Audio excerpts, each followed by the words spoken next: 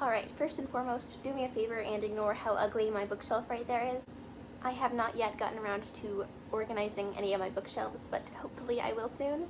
But that is not the point of today's video. This video is going to be basically like a mid-year reading check-in. I know that in like June and July it's really popular to do the mid-year book freakout tag, which does look like a lot of fun. But I've also seen some people doing just a more general like mid-year book check-in, so that's what I hope to be doing today. Now, of course, these videos are generally meant to be done midway through the year, i.e. June or July, and it's currently August, but better late than never, right? My first attempt to film this video was actually a few weeks ago, but the lighting was really terrible. I was really tired, and my hair was greasier than Skeet Ulrich and Scream, so I decided to put it off for a little while more. And no, I've never seen Scream, but I am the CEO of referencing movies I've never watched before. So essentially, I'll just be going through how many books I've read each month this year so far, and I'll also be sharing some of my favorites and least favorites of the year so far. Alright, in January I read 10 books, in February I read 6, in March I read 7, in April I read 4, in May I read 7, in June I read 9, and in July I only read 3. And I've read 2 books so far in August. Alright, some of my favorite books this year, just in chronological order, would be The Bell Jar by Sylvia Plath, which is about this woman named Esther and her struggles with mental illness. The Catcher in the Rye by J.D. Salinger, which is essentially just about this 16-year-old boy who whines a lot. Stardust by Neil Gaiman, which I actually watched the movie adaptation of not too long ago, the one with Claire Danes, and I actually really enjoyed it. It was different from the book, and I definitely liked the book better, but the movie was still a lot of fun.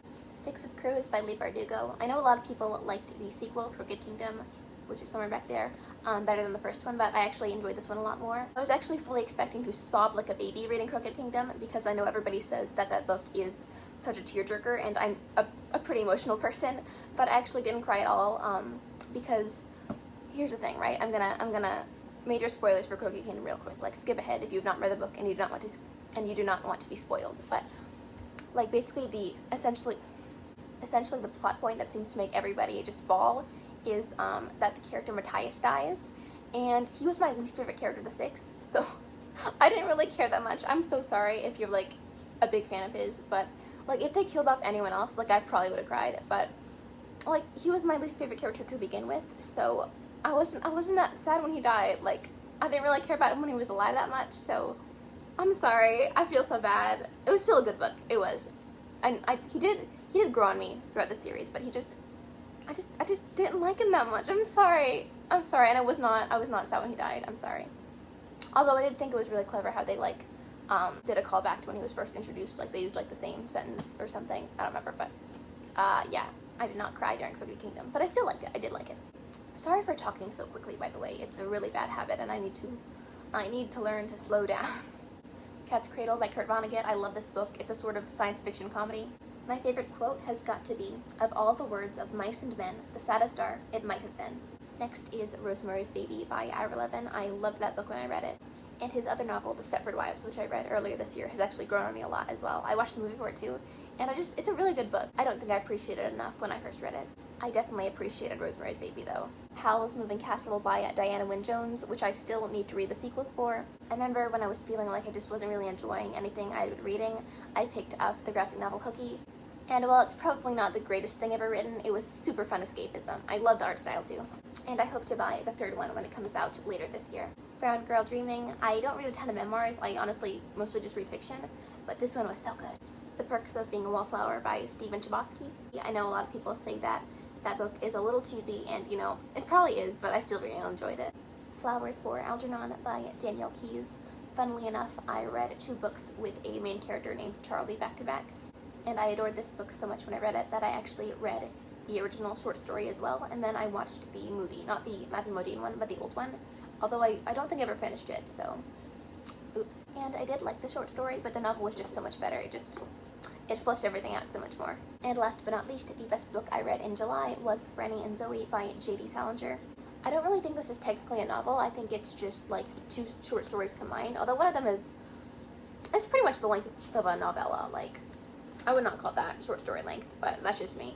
It's a literary fiction that follows this brother and sister named Franny and Zooey, and not a lot really happens, but I think it was done in such an interesting way that I just really loved it. And I'm not gonna lie, not a lot actually really happens in this book. Like, the first half is just like Franny and her boyfriend Lane go out for like dinner or something, or maybe it's lunch, and then like the next part is like Zoe takes a bath, and then he talks to his mom, and then he talks to his sister, and then he calls his sister on the phone, and that's pretty much the entire plot of the whole book.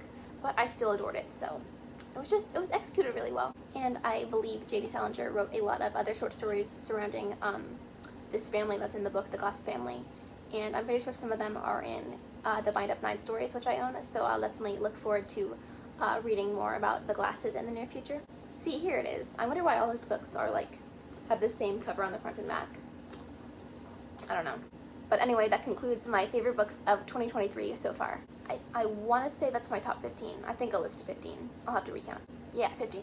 And now, unfortunately, it is time to share with you my least favorite books of the year so far. First up, An Author's Odyssey by Chris Colfer. I didn't hate this book. I actually really like the series it's part of as a whole, but the plot just felt completely irrelevant to the rest of the series.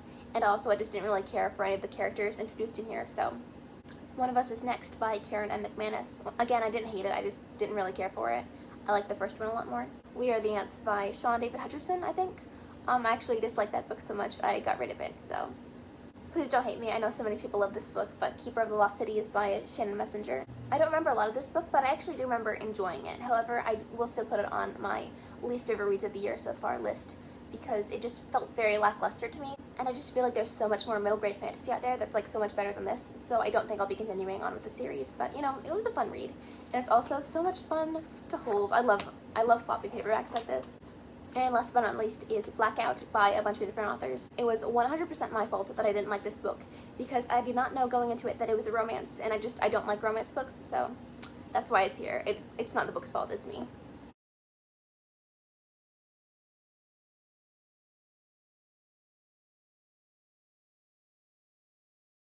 So that concludes my least favorite reads of the year, and now it's time to move on to all the books I DNF'd or did not finish.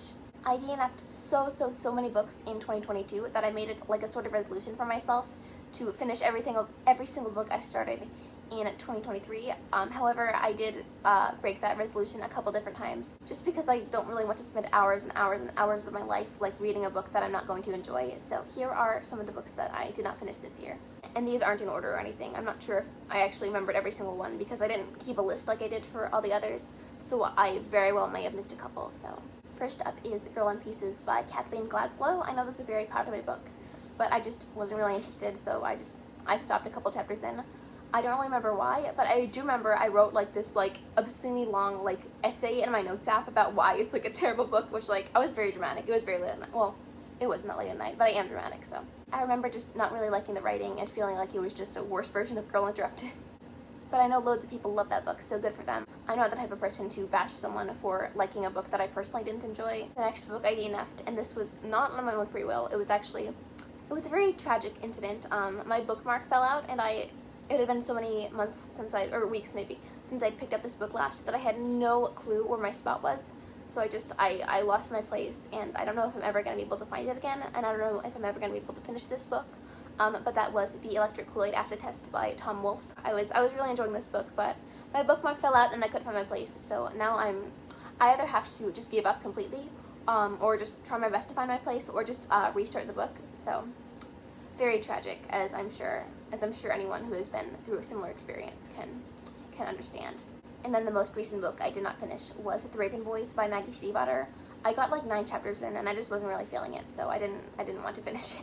And that concludes all the books I did not finish that I recall in 2023. My current read is The Last Unicorn by Peter S. Beagle. I'm currently only on chapter 3, but I am loving it so far. I remember it was one of my, the Rankin Bass movie was one of my favorite movies when I was little. I must have watched that dozens of times. And honestly, I don't remember very much about it, but I am like, the book is definitely like triggering memories like of the movie that I didn't remember before. So I definitely hope to rewatch the movie after reading this, because I can already tell that it's going to be like one of my favorite books of the year. It's that good. And some of the books I hope to get around to reading in the near future include Slaughterhouse-Five, Mort, The Princess Bride, Every Heart a Doorway, The Tea Dragon Festival, The Emerald City of Oz, Once More Upon a Time, The Great Gatsby, and Snow Glass Apples. But for now, I think that concludes my mid-year book check-in. So thank you for watching, and I'll see you next time.